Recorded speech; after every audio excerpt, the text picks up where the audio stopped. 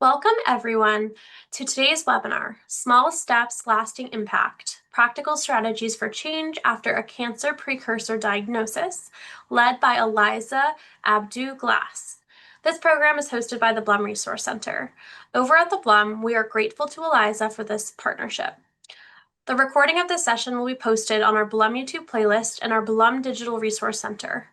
For those of you watching live, if you have any questions related to today's program, please feel free to utilize the chat feature throughout the session. At the end of the session, your questions in the chat will be used to moderate our question and answer.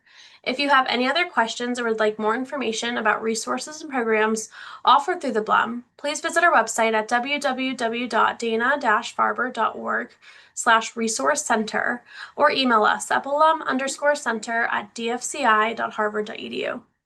Thank you all for joining us. I will now pass the workshop over to you, Eliza. Thanks so much, and thank you so much to the Blum Center for having me today. Sierra introduced, my name is Eliza Abdu-Glass, and I'm the clinical social worker and program specialist here at Dana-Farber in the Center for Early Detection and Interception. And as we get started, just a brief disclaimer or reminder, today's presentation is entirely educational content and is not medical advice. And as we go through, I'll share a number of strategies and skills, and they're not one size fits all. So if something resonates with you, that's a great takeaway. If something doesn't quite resonate with you or doesn't seem to work for you, you can leave that behind. It's a little bit of a mix and match of finding the skills and strategies that work best for you. So our roadmap for today will start by learning about change, what the science says, what the different models are. We'll figure out how to identify your own personal values, your own reasons for making change, your personal motivation. We'll talk about setting SMART goals that are specific, they're concrete. And then we'll talk about how to put those goals into action, right? What are the action steps, how to set achievable goals and how to move towards them, and how to plan for any barriers that you might encounter as you're trying to make this change. The last piece is talking about maintaining change, sustaining it over a long period of time, and what to do if you experience setbacks. There will be a few opportunities in today's presentation. We'll offer a chance to pause and practice something live. So if you want to have a pen and paper handy for that or just to take notes, that's a great tool for this webinar. So why talk about change, right? Why talk about change and healthy habits? Something like receiving a cancer precursor diagnosis can be completely overwhelming, and you may feel like there's a loss of control. And so building healthy habits, right, taking some of that control back can be an impactful antidote or an impactful action step when things feel kind of out of control and can help return a sense of agency and self-determination. And today we're going to focus on sustainable change, right? The impact, the cumulative impact of small repeated actions over time. So a guiding question as we move through this webinar, you might ask yourself, how can I use these skills in my own life?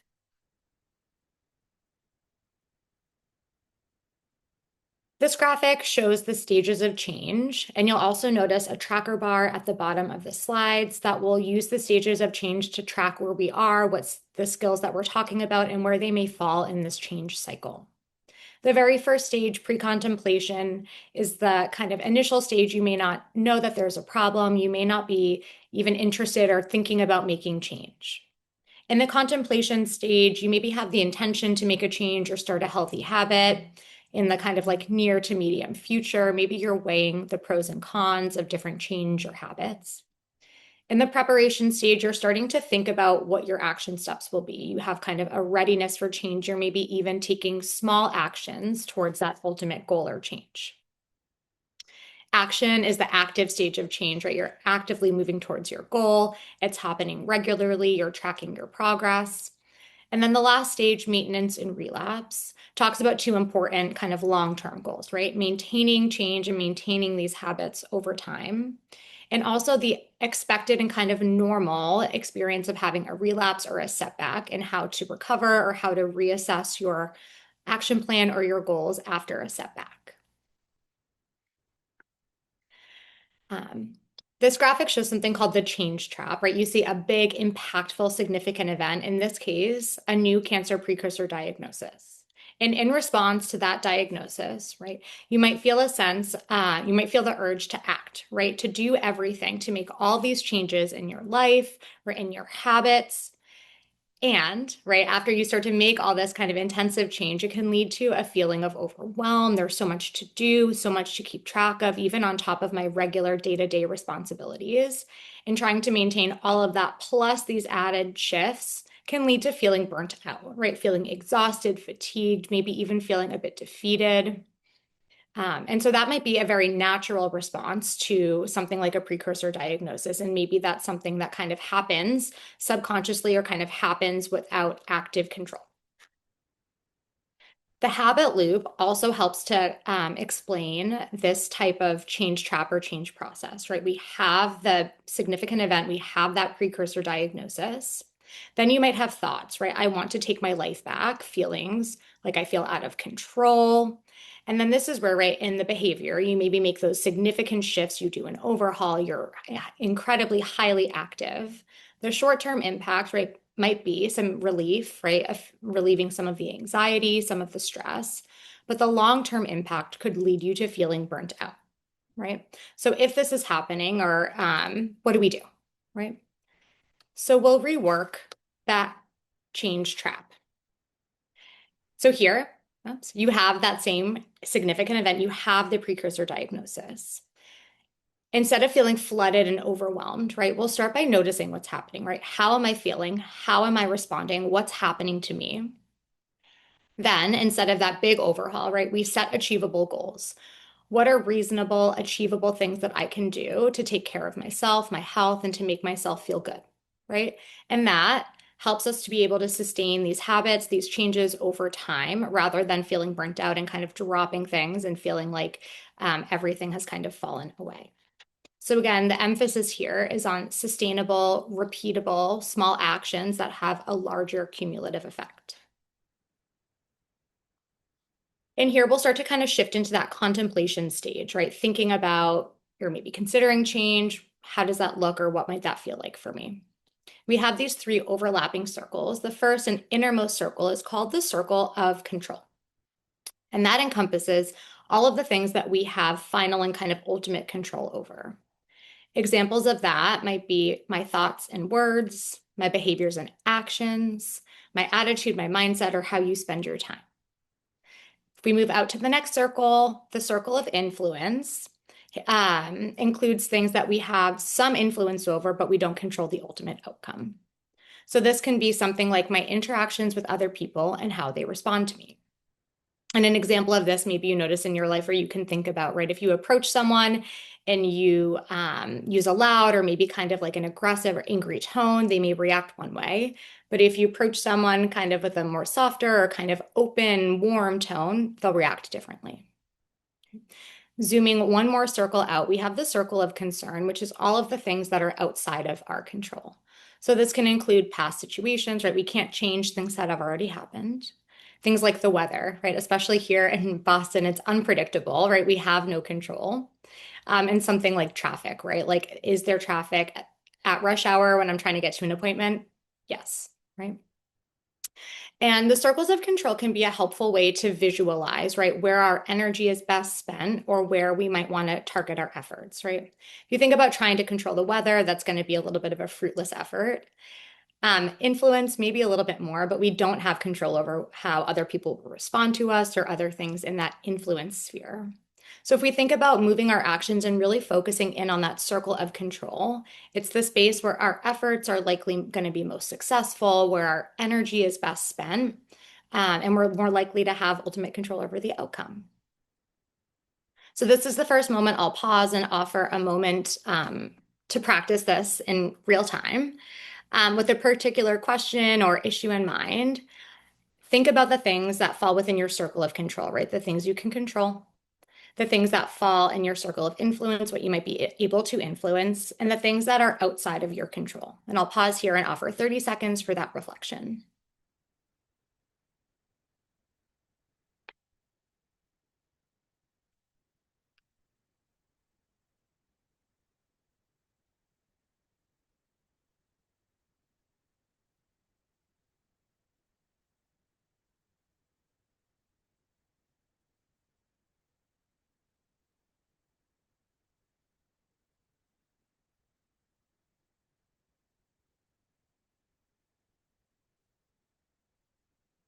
All right. And moving on, we'll stay in that contemplation stage of change. And on the right side, you'll see a graphic that's labeled unhelpful thinking styles, right? If you think all the way back to that habit loop that we talked about, one of the kind of stops or one of the functions in that habit loop is thoughts, right? And we all assign meaning to words to our thoughts, and that meaning matters of how we interpret the message or how we then act, right? You think about that cycle, our thoughts impact our feelings and our behaviors. So if we're able to notice and catch when we might be using one of these unhelpful thinking styles, it allows us an opportunity to pause, to reframe those thoughts and interrupt the habit loop. So some examples here. What does it even mean to reframe a thought, right? I'm noticing one of those unhelpful thinking styles, but what am I supposed to do with it? What is reframing? So some examples here, right? That one very common unhelpful thinking style is called all or nothing thinking, right? And that might sound like, if I can't do it perfectly, it's pointless. Like, why should I even try if I can't do it perfectly? We reframe that thought, right? One alternative, one of many possible alternatives, right? Could be I did my best and any step toward my goal is worthwhile. The second example is something called overgeneralizing. I never follow through on anything, right? Like never, always are kind of like hint words that you might be in that kind of overgeneralizing space, right? I never follow through on anything. We could reframe that and say missing my goal once doesn't define my overall effort, right? Or my efforts as a person. And as you're thinking about how to reframe thoughts or kind of these unhelpful thinking styles, two other helpful things to keep in mind are self-compassion, right? Kindness, being gentle with ourselves, trying not to be that kind of harsh critic.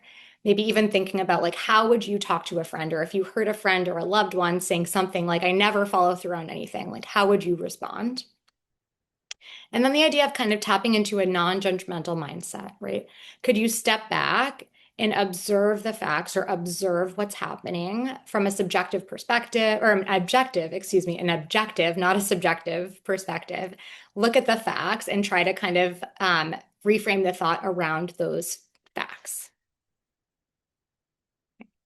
We'll move on into kind of that preparation stage and talk about goal setting. So when we think about goal settings, our values are the compass. They help us determine the direction we want to move in. And goals are milestones kind of along that change journey or along our route. So here you'll see a list of values. It's for sure not kind of the most comprehensive list. You can find really lengthy lists online, but here are some possible values. And there's a Practice and Acceptance and Commitment Therapy Act where you go through a big list of values and you label all of them as very, quite, or not so important. And from there, you continue to refine your list of values, of those very important values, until you come down to 2 or 3 guiding values, right? So this is an exercise that you can do many times over. Our values may shift over time or in different seasons of life. So it can be helpful to kind of recalibrate and check in. Where am I? What's most important to me right now?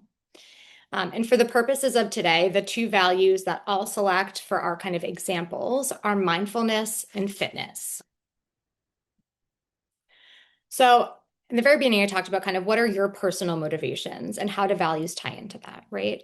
Well, what's important to you, right? That list of very important values helps tell you why, right? Like, why are you motivated? Why this particular change? So I'll offer another moment to practice and do some silent reflection and try to answer those questions, right? I'm doing this because focusing on building this healthy habit would make me feel more, or thinking about like, if this change worked, if this habit stuck, what would it give me more of? And I'll offer another 30 seconds for that reflection.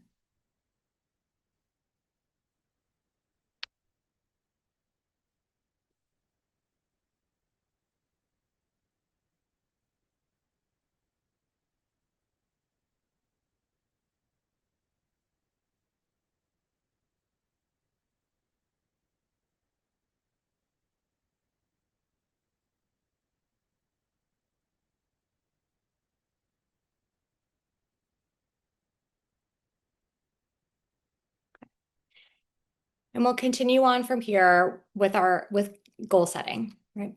So we'll talk about SMART goals. SMART is an acronym. The S stands for specific, right? We want goals to be specific, right? We want to kind of know what we're talking about, right? So one example might be if a goal is to read more, well, what does read more mean? So a more specific goal would be, I want to read 3 books by September, right? The M stands for measurable. We want to be able to track our progress and know how we're doing. Again, the idea of I want to read more doesn't really give us a measurable component. If we say by the end of September, or I want to read 3 books, you know how you're progressing towards that goal. We want our goals to be achievable, right? It's something that is actually doable in our kind of current capacity. So in this book example, right, maybe reading 3 books by in the next couple of months feels doable. But if maybe you haven't read a single book in the last year, maybe 3 feels like too much, right? So it's a little bit of a personal gauge to think about what's achievable, right? And if you think about, right, kind of how you climb up a hill or a mountain, right? It's one step at a time. You don't just kind of like launch yourself to the peak. And that's how we can think about kind of the achievability of goals. Some steps are bigger than others, but we want to take measured, consistent steps towards our goal. R stands for relevant. The goal has to be personally meaningful to you. So maybe it's tied to your values, but it has to be something that has some meaning, that has some importance to you individually. And the T, it stands for time bound, right? We want to give ourselves a specific length of time to work on this goal, to check in, see how it's going, and recalibrate or readjust if needed, right? So in that example, right, I want to read 3 books by the end of September. It's specific, 3 books, measurable, 3 books. Achievable feels like it's within our control, or we'll assume that, right? It's relevant, maybe reading something's important to you. And then time bound by the end of September. So for our purposes today, thinking about this kind of healthy habit change, the example goal that we'll use is I will go on a 10-minute walk after lunch, Monday, Wednesday, and Friday. Okay. Another aspect of goal setting is setting a minimum version. So we've done the first step, we've identified values, we've set a SMART goal, and then we've identified, we'll talk about now identifying a minimum version. And the minimum version is the thing that helps to keep the habit alive, right? Helps to keep the habit going on hard days. So we'll use that in practice. Step 1, values. We talked about fitness and mindfulness. Our SMART goal, I'll go on a 10-minute walk after lunch, Monday, Wednesday, Friday. That meets all the SMART goal requirements. And then we want to think about the minimum version, right? On a hard day, what's the minimum I could do that feels like it's still moving towards my goal? And in this case, the example I used is I will put on my shoes and I'll walk for 2 minutes. We can also use measures of importance and confidence to help refine our goals, right? So if you rate your goal on a scale of 1 to 10, where 1 is the lowest and 10 is the highest score, if you notice your rating is low on importance, it might mean that it's not so closely connected to your values. And if it's low on confidence, maybe that step is too big, it doesn't feel so achievable, and you want to evaluate your next step, your next change step, what the behavior is going to be. So this can be a helpful way to kind of grade things, then check back in and refine, right? Do I need to shift my goal? Do I need to change something so that it rates a bit higher on importance and confidence? If-then planning helps to guide our behavior and also helps us to plan ahead for potential barriers, right? So if-then, right? If I finish eating my lunch and it's Monday, Wednesday, or Friday, then I'll go on my walk. It's in line with our SMART goal. I'll walk for 10 minutes, again, specific and measured. But maybe we think we could encounter a barrier and we want to know what to do or have a plan in place so that you don't have to make a decision in the moment. In those cases, it's often easier to default to do nothing, or I'll try again later, right? So we want to set up a plan ahead of time. In this example, right, if it's raining and you don't have alternative methods to walk, then I'll do a 5-minute stretching video. And what's important here, right, is that 5 minutes of stretching could still be connected to the values of mindfulness and of fitness that you've chosen, or we've chosen today, as those kind of guiding principles, as the compass that shows us the direction we're moving toward. Values-based action also offers us a formula to help plan our behaviors, right? So in this formula, we name what we're feeling, we make room for that feeling, and then choose the next values aligned step. So what does that mean in practice, right? Our original goal was I'll go on a 10-minute walk after lunch Monday, Wednesday, and Friday, right? And maybe you've had a long day, you didn't sleep well overnight. And so you're feeling some resistance, some tension, right? So the values-based formula would guide us to say something like, I'm noticing the urge to sit on the couch and skip my walk.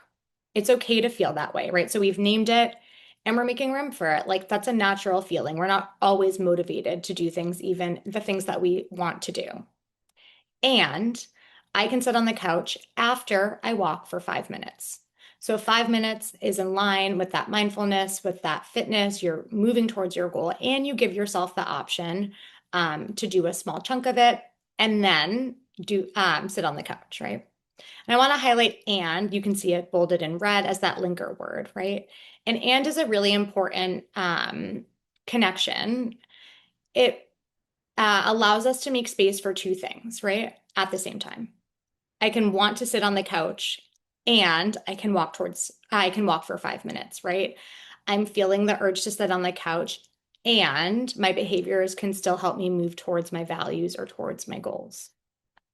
So a little tip or trick, if you notice yourself using but, sometimes and can be a great substitute there and helps to create that space or allow for both feelings simultaneously. All right.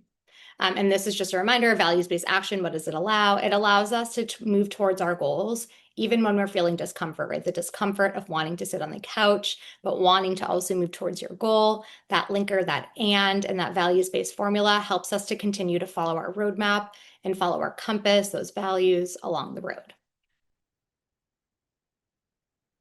Reducing barriers is also an important part, right, of action, of monitoring or kind of tracking your progress. And it's important, right? Barriers don't mean you failed. Barriers are not an indicator of failure. They're lessons, data points, and just part of the expected journey. And so we can use problem solving and self-compassion to plan and plan ahead for future barriers. So what does that look like, right? How do we problem solve for success moving towards our goals?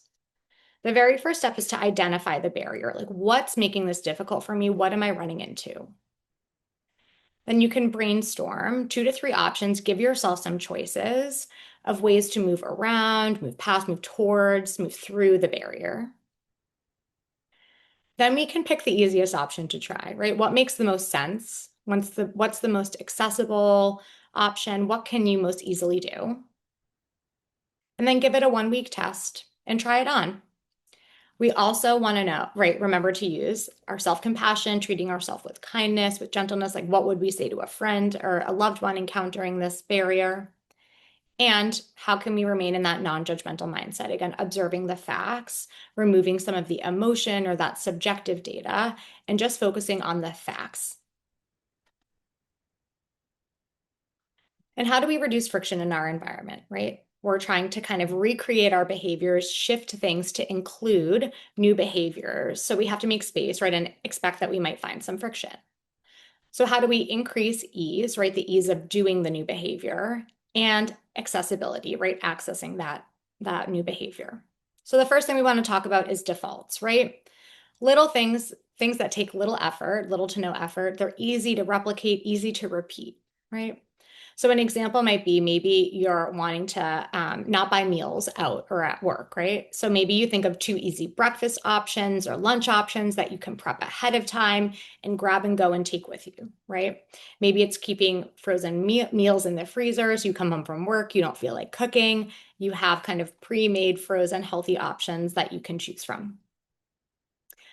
The next thing we'll want to identify are cues, right? What are reminders that make our actions easier? That also helps to remove the responsibility of our brain to remember. If it's a new behavior, right, that means it's not so natural. It does take some effort. So how can we make it a bit easier to remember, right? So in our walking goal, right, maybe it's leaving your walking shoes by the door so you see them, a visual cue. Maybe you leave your walking clothes out where you can see them. Right? Maybe it's like putting healthy food options where they're visible, where you're more likely to pick them up. Or if you don't like cutting up fruit, right? Buying pre-cut fruit and keeping that in the fridge to remove one of those steps. You see it, it's ready for you to eat, a lot easier. The last step here is accountability, right? Things that help to keep you on track, that help to keep you moving towards your goal. And this can be like having a friend or a loved one checked in, like an accountability buddy or someone to just check in on how it's going. Maybe in our walking example, right, those 10 minutes after lunch are an opportunity where you get to call a friend. Maybe you get to listen to a podcast or music that you really enjoy and you look forward to it. It helps to kind of keep you on track and accountable. Maybe it's setting a calendar reminder. Again, you don't have to remember it. It pops up. And when you kind of get that notification, it helps to hold you a little bit more accountable or remind you of this goal. Maybe you use a tracking sheet, right? A way to kind of visualize. And then the more we do something, right, the more we want to continue to get those stickers or check marks, right? And then as we start to move into maintaining change and thinking about relapse or setbacks, we want to be able to track our progress to know where we're maybe where we're successful and maybe where we're running into those barriers or having setbacks, right? So you pick your behavior or your goal, and you want to develop a tracking system that works for you as an individual.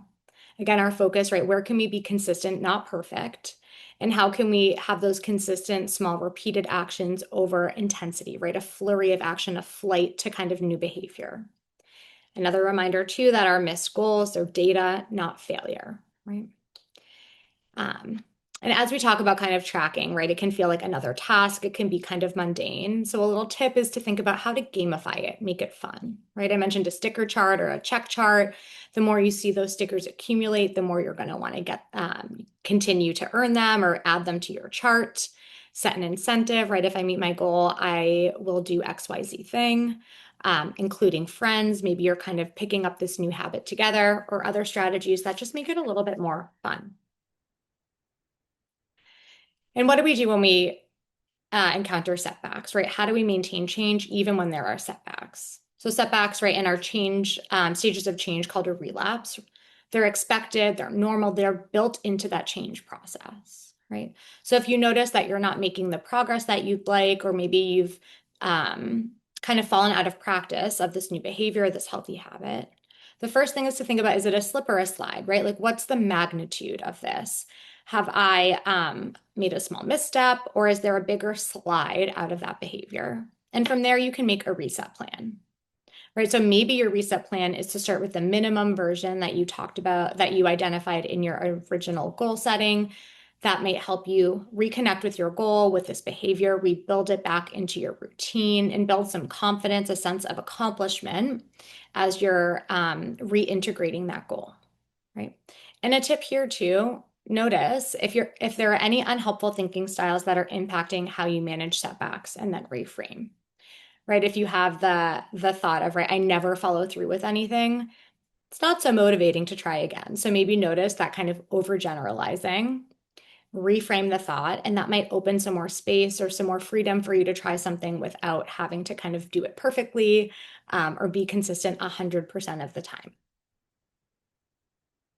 So putting everything together, right? We start by identifying values, set a SMART goal, identify the minimum version, what helps to keep it alive on hard days. Name your biggest barrier, right? Plan ahead. If it's raining, what do I do, right? If it's a little bit harder to kind of do my normal behavior or do the SMART goal, what can I do? Identify your supports, right? Who are the people that are supporting this goal? Are there ways to make it easier? Those cues, accountability. Are there ways to kind of support the implementation, the practice of this new behavior? And then make your tracking plan, right? Review your plan, review your SMART goal, put all the pieces together. Think about your tracking plan. Think about the timeline for measuring progress towards this goal. And then allow yourself to recalibrate and make changes as needed, right? So in our original goal, maybe 3 days is feeling like too much right now. So maybe you shift the goal. I'll walk 2 days in the morning on the weekends. Maybe you notice you have more time then, right? So allow yourself the ability to be flexible, to adapt, and then again, go back to your tracking plan, measure, and see how progress towards that new refined goal is going. So we've put all of that together. I know there have been a lot of skills and different strategies. So I'll open it up to some questions you have from today, how you think about applying these strategies in your own life.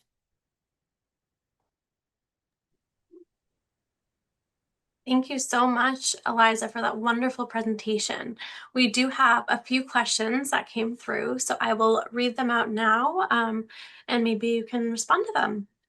The first question is, I don't know where to begin. How do I get started? It's a good question. It can feel like a lot of information where to even start, right?